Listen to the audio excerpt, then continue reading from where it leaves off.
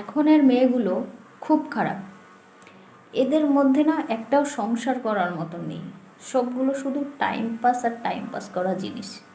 এরা যে লক্ষ্মী হয়ে সংসার করবে তার গ্যারান্টি নেই। তাই জন্য কাউকে বিয়ে করার মতন ক্ষমতা জুগিয়ে পাচ্ছি না। এই কথাগুলো কারা বলছে বলুন তো? পুরুষ ছেলে মানুষ।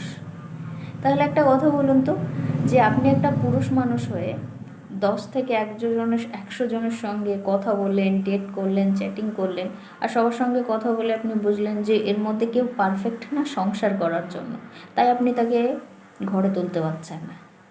এবার একবার ভাবুন তো, যে আপনি তো 1 থেকে 1000 জনের সঙ্গে চ্যাটিং করলেন, ডেট করলেন, খেলেন, ঘুরলেন, মস্তি করলেন, যত সম্ভব পারলেন মজা লুটলেন।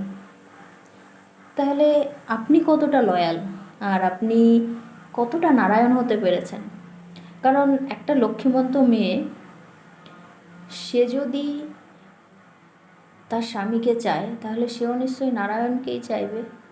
তো আপনি যদি একটা লক্ষ্মীমন্ত বউ চান, তাহলে আপনার লক্ষ্মী বউটাও চাইবে তার স্বামী হাজব্যান্ড নারায়ণ হোক। তাহলে এবার আপনি বলুন তো, আপনি কি করে ডিজার্ভ করেন যে আপনার একটা লক্ষ্মী বউ আসবে? আপনি নিজে কি নারায়ণ হতে পেরেছেন? আপনি তো কলির কেষ্ট হয়ে ঘুরে বেড়াচ্ছেন। তাহলে আপনি কি করে পাবেন লক্ষ্মী? সবার আগে এই প্রশ্নটা করুন নিজেকে। তারপর একটা না হয় লক্ষ্মীমন্ত বউ খুঁজবেন। হ্যাঁ, আপনি যেমন কর্ম করবেন সেটা আপনার কাছে রিটার্ন তো আসবেই। আপনি লয়াল থাকুন।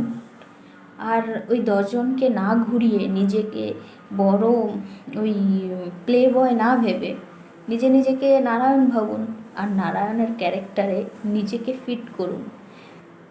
দেখবেন ওই নারায়ণ আর লক্ষ্মী খুশ হয়ে, মানে হ্যাপি হয়ে, আপনাকে লক্ষ্মীমন্ত বউ ঠিকই দিয়ে দিয়েছে। আর যদি আপনি চান যে আপনি কন্টিনিউ ওই রকম করবেন, আর আপনার বউ আসার পরেও আপনি এগুলো কন্টিনিউ রেখে দেবেন, আর আপনার বউ তারপরেও লক্ষ্মীমন্ত হয়ে যাবে, তাহলে এটা ভুল ধারণা। তাহলে ওই লক্ষ্মীমন্ত বউই একদিন ওই চণ্ডাল হয়ে আপনার ওই ছাতির উপরে বসে তাণ্ডব করবে।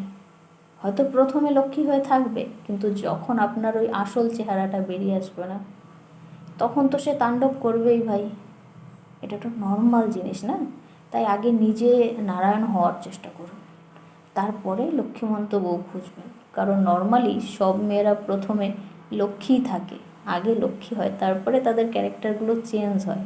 যখন কোনো রাস্তা পায় না, তখন গিয়ে তারা ওই চণ্ডী রূপ ধারণ করে। সেটা বোঝার চেষ্টা করুন আর নিজে শুধরে যান।